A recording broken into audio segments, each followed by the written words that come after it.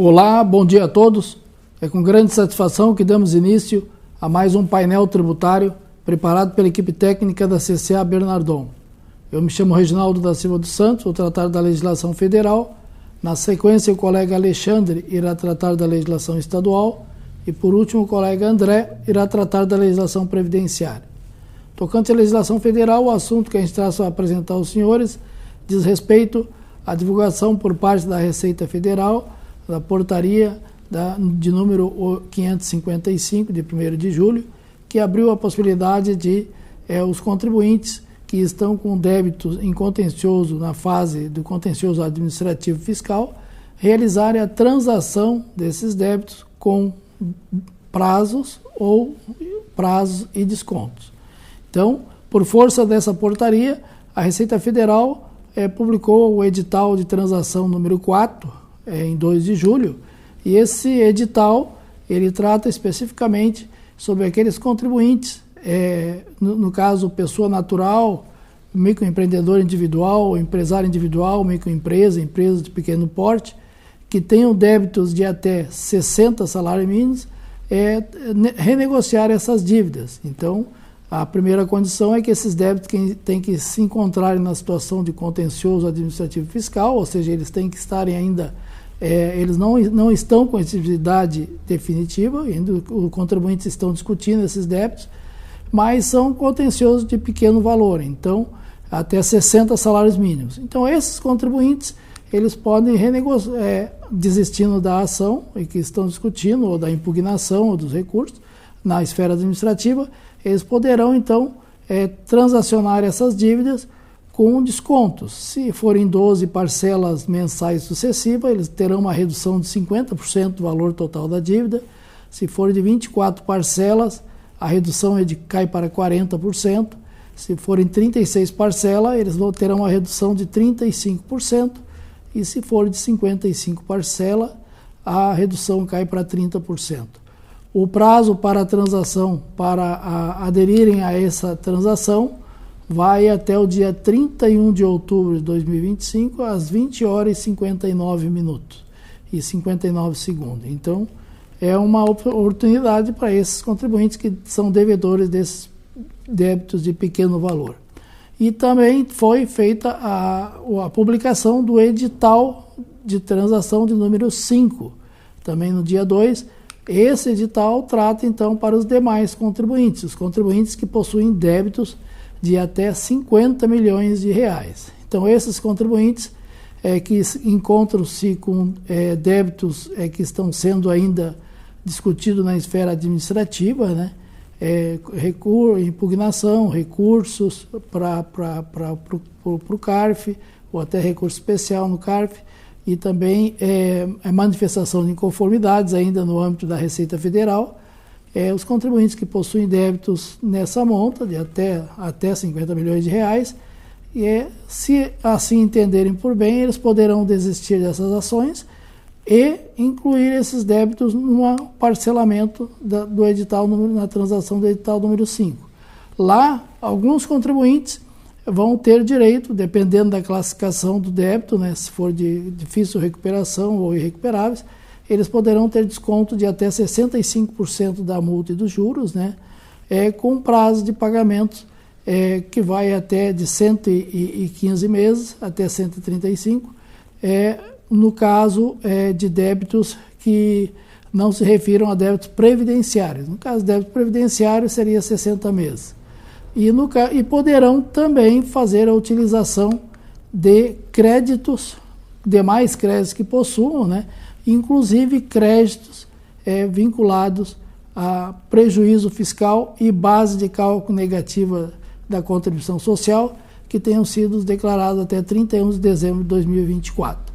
E é lógico que todas essas condições de pagamento, os contribuintes vão poder conhecer e acessar e aderir através do ECAC. Então, hoje já está disponível lá a situação de cada contribuinte devedor, quais são as possibilidades que a Receita Federal, diante da classificação do contribuinte, dos débitos dos contribuintes e os débitos que possui, eles podem ter a opção de aderir a uma das transações. Então, é uma oportunidade, né? Também vai esse parcelamento dos débitos de até 50 milhões, ele vai até 31 de outubro, às 23 horas e 59 minutos e 59 segundos. Então é mais uma oportunidade de regularização dos contribuintes, esta agora somente no âmbito da Receita Federal do Brasil. Então esse é o edital número 4, contencioso de pequeno valor, e o edital número 5 da Receita Federal, que é até 50 milhões, só vale para débitos que estão no contencioso administrativo fiscal, ou seja, ainda estão sendo discutidos pelos contribuintes na esfera administrativa e estão no âmbito da Receita Federal do Brasil. Então fica aí a dica e por hoje, em termos de matéria da legislação federal, seria esse o recado. Fiquem agora na sequência com o colega Alexandre, da área estadual, e André, da área previdenciária. Nos encontramos no próximo painel tributário. Um abraço a todos e até lá.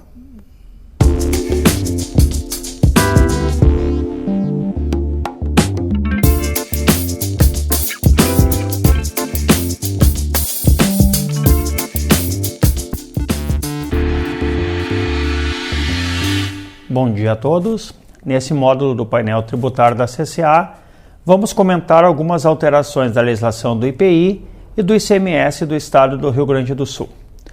O assunto de destaque hoje refere-se à alíquota zero de IPI para veículos compactos. Com a publicação do Decreto 12.549, será reduzida as alíquotas do IPI dos carros mais leves e econômicos, movidos a energia limpa e que atendam os requisitos de reciclabilidade e segurança. O texto foi publicado no Diário Oficial da União da última sexta-feira. A medida também cria a modalidade de carro sustentável, em que veículos compactos com alta eficiência energética ambiental e fabricados no Brasil terão seu IPI reduzidos a zero. Esse mesmo decreto redefine a tabela do Imposto sobre Produtos Industrializados, TIP, construída como mecanismo de soma zero em relação ao total de carros vendidos no Brasil, com validade até dezembro de 2026, antecedendo com isso os efeitos da reforma tributária. Veículos com melhores indicadores receberão bônus, desconto no imposto, enquanto os com piores avaliações sofrerão um acréscimo. Por exemplo, um carro de passeio híbrido, flex, pode ter a alíquota do IPI reduzida em 1,5 ponto percentual. Se esse mesmo veículo atender ao critério de eficiência do mover, perde mais um ponto. E se cumprir o nível 1 de reciclabilidade, perde outro. Com isso, o IPI desse veículo cai de 6,3% para 2,8%. A estimativa de redução do IPI para 60% dos veículos comercializados no Brasil. Também tivemos publicações de diversos ajustes CINIEF e convênios, dentre os quais destacamos os seguintes. Ajuste CINIEF 13, ele promove alterações na legislação da nota fiscal eletrônica, quanto às suas autorizações de uso, cancelamento, emissão do DANF em meio eletrônico, entre outras alterações importantes neste referido documento fiscal eletrônico. Ajuste CINIEF 14. O livro de movimentação de combustíveis, também conhecido como LMC, foi incluído entre os livros fiscais em papel a serem substituídos pela AFD ICMS IPI, cuja exigência terá efeitos a partir de 1º de setembro de 2025. Ajuste CINIEF 15, com efeitos a partir de 1º de setembro de 2025, estabelece procedimentos de correção de erros identificados na nota fiscal eletrônica, no ato da entrega, quando não for permitida a emissão de nota fiscal complementar ou carta de correção eletrônica em operações internas ou também interestaduais. Ajuste CINEF 16. Altera, com efeitos a partir de 1º de setembro de 2025, o ajuste CINEF 9 de 2007, que institui o conhecimento de transporte eletrônico para permitir a disponibilização do DACT por meio eletrônico. Ajuste CINEF 17. Ele altera, com efeitos a partir de 1º de setembro de 2025, o ajuste CINEF 36 de 2019, que instituiu o conhecimento de transporte eletrônico para outros serviços e o documento auxiliar do conhecimento de transporte eletrônico para outros serviços para permitir também a sua disponibilização por meio eletrônico. Ajuste CINEF 20. Ele altera o ajuste CINEF 19 de 2020, que estabelece procedimento para concessão, alteração, a renovação, a cassação e o cancelamento de inscrição no cadastro de contribuintes do ICMS de estabelecimentos ligados ao setor de combustíveis. Em se tratando de convênios, tivemos o 75 de 2025, que altera o convênio 34 de 2022, que autoriza as unidades federadas que menciona a dispensar o pagamento do ICMS diferido relacionados com a importação de mercadorias nos termos que especifica. Convênio 76. Ele altera o convênio 199 de 2022, que dispõe sobre o regime de tributação monofásica do ICMS a ser aplicado nas operações com combustíveis e estabelece procedimentos para o controle, apuração, repasse e dedução do imposto. Convênio 79 de 2025, ele prorroga e altera o convênio 100 de 97, que reduz a base de cálculo do ICMS nas saídas de insumos agropecuários, que especifica, e dá outras providências, e também altera o convênio ICMS 26 de 2021, que prorroga e altera o convênio 100 de 97. Convênio 85 dispõe sobre a adesão do Estado do Espírito Santo e altera o convênio 6 de 2011, que autoriza os estados a conceder a isenção do ICMS às prestações de serviço de transporte de cargas com destino ao exterior.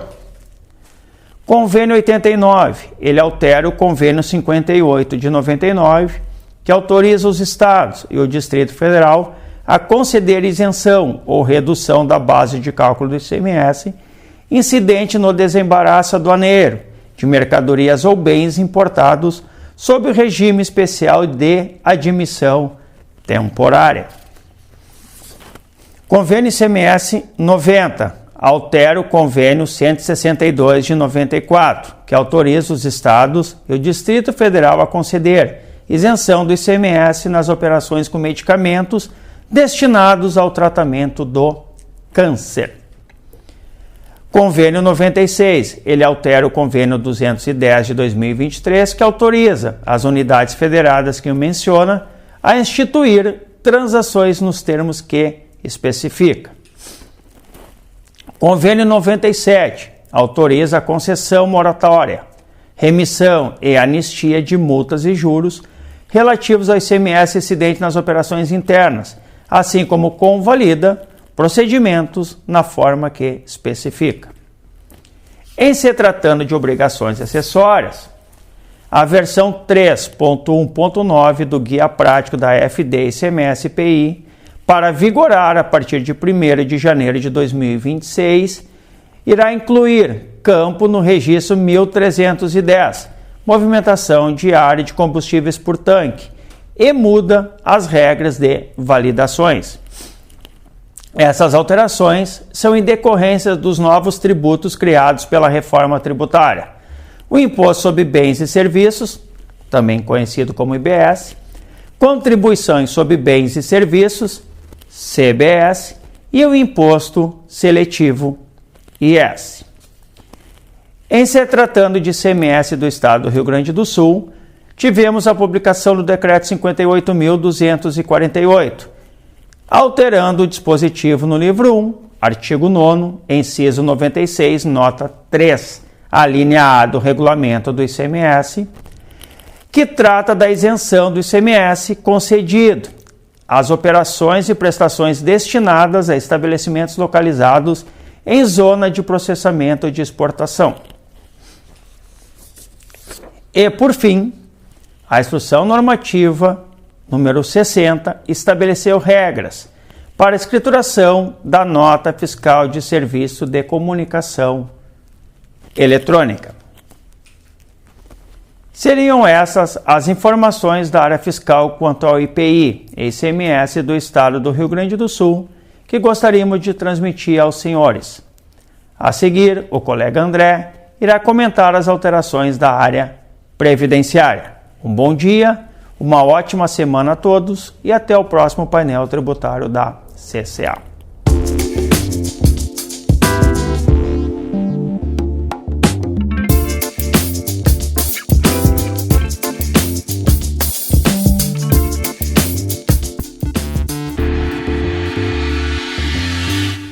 Olá, bom dia a todos.